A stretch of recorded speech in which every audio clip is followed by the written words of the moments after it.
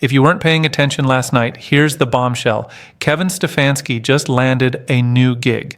Yeah, that Kevin Stefanski, the guy everyone supposedly wanted nothing to do with. The terrible coach the Browns just kicked to the curb.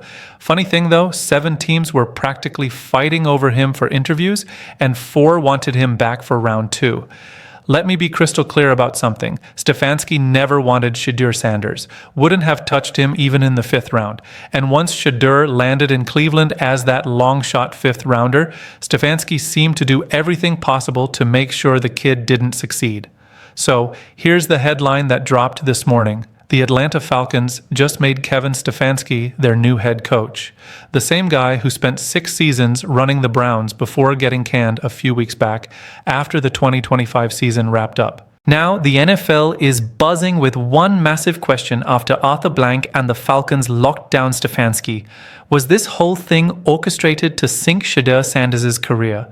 Think about it. The coach who systematically wrecked Shedeur's rookie year just got rewarded with 7 team interviews, 4 callback requests, and a literal steak dinner from a billionaire owner who wouldn't let him walk out the door.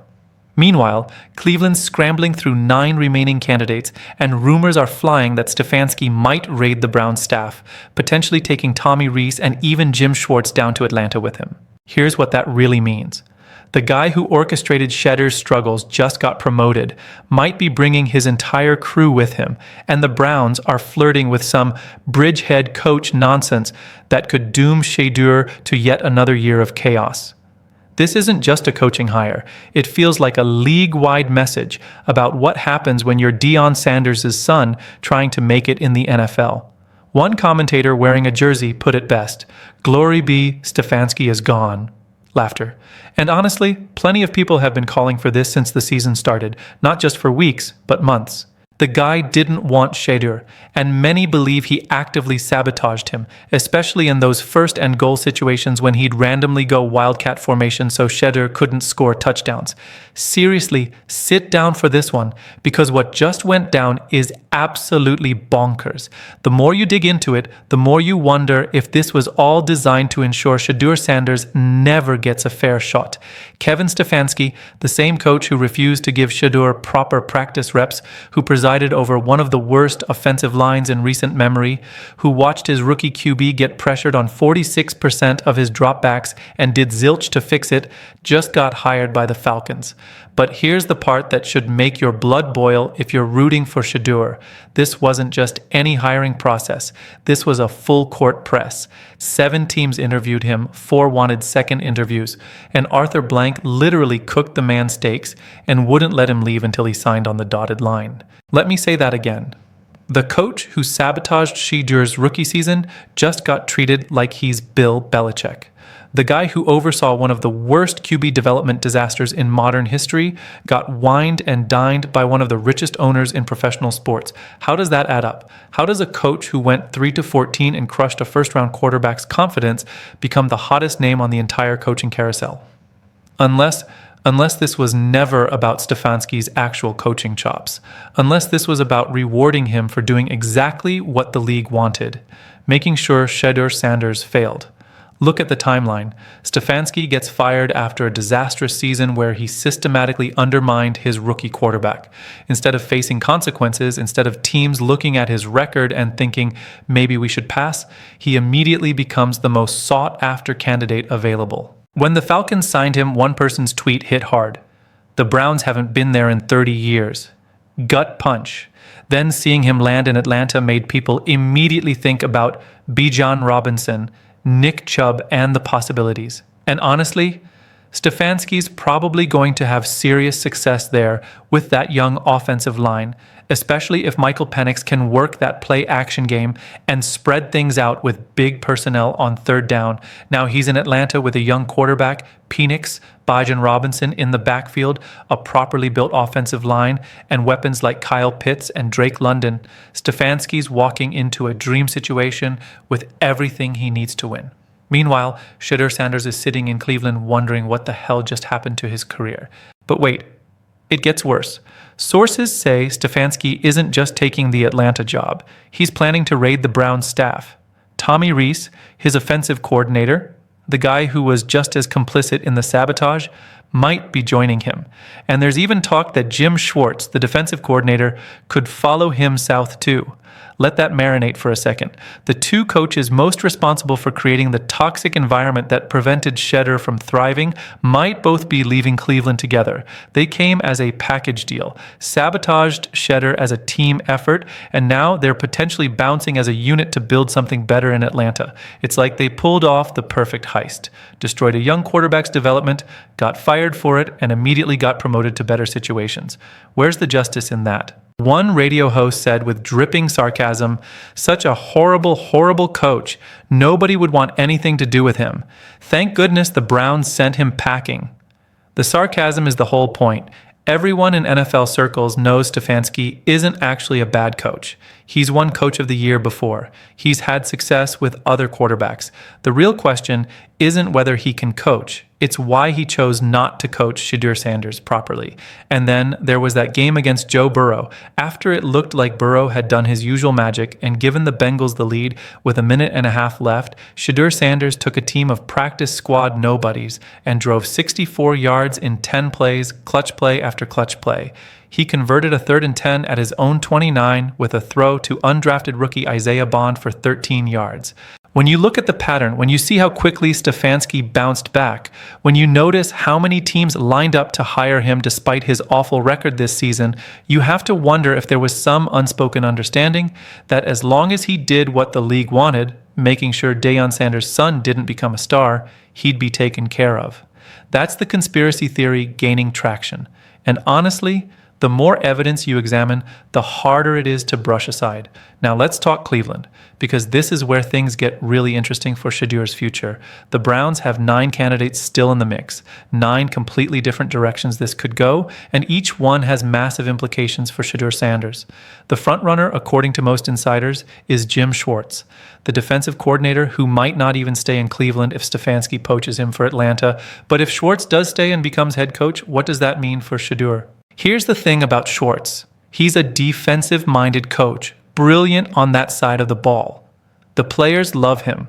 Denzel Ward and Grant Delpit were singing his praises during locker room cleanout. There's a theory that you promote Schwartz, maintain the defensive continuity that's been one of Cleveland's few bright spots, and then bring in a young offensive coordinator who can actually develop Shedeur. The names floating around for OC are intriguing. Nate Scheelhaase, the Rams pass game coordinator, Dan Pitcher from the Bengals, who's technically the OC but doesn't call plays, basically Cincinnati's Alex Van Pelt. These are young, hungry coaches who don't have full control where they are now, but could get that shot in Cleveland. And here's where this could actually work in Shedeur's favor. If you bring in one of these young offensive minds and give them full authority to build from scratch, to design a system specifically around Shedeur's strengths, you might finally see what this kid can really do when he's not being actively undermined.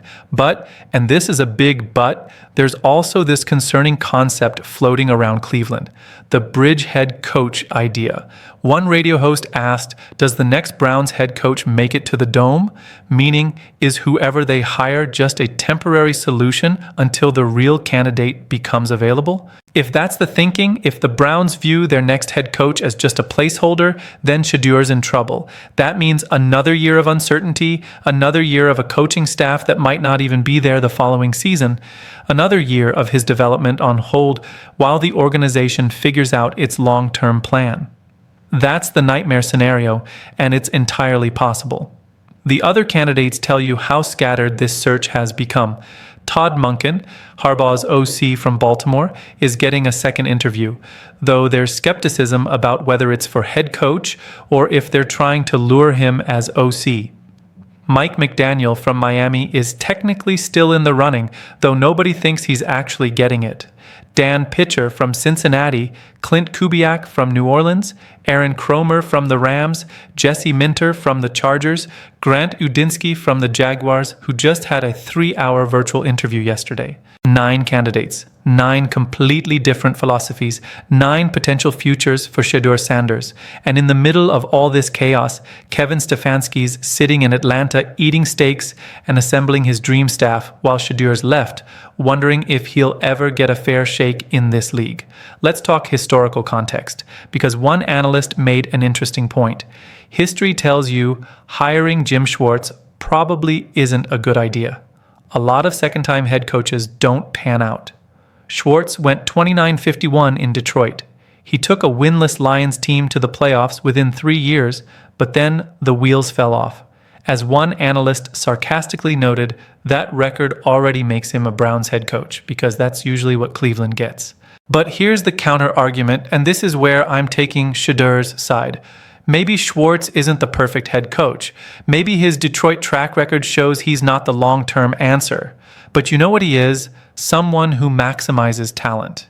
When they say Schwartz is a player's coach, it's not just about being liked. It's about maximizing their talent, which maximizes their money-making ability.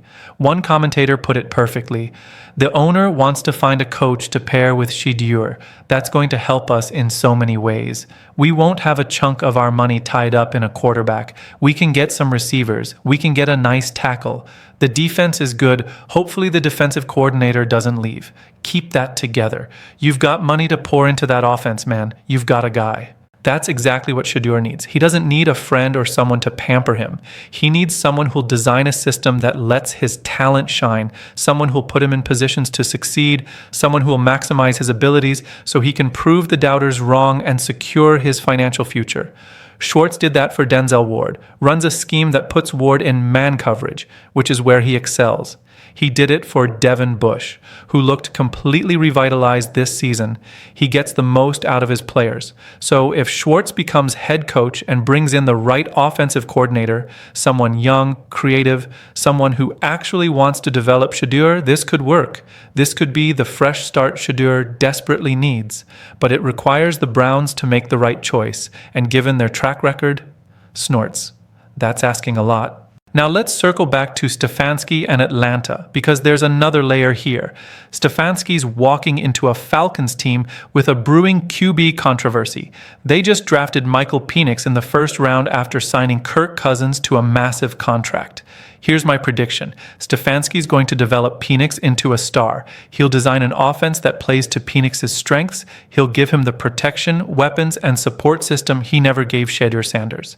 And when that happens, when Penix succeeds under Stefanski in Atlanta, everyone will point to it as proof that Stefanski's a great coach. They'll forget Cleveland. They'll forget Shadur. They'll act like the 3-14 season never happened. That's the injustice. Stefanski fails upward while Shadur picks up the pieces. But here's where I'll flip the script. Maybe, just maybe, this is actually the best thing that could have happened to Shadur.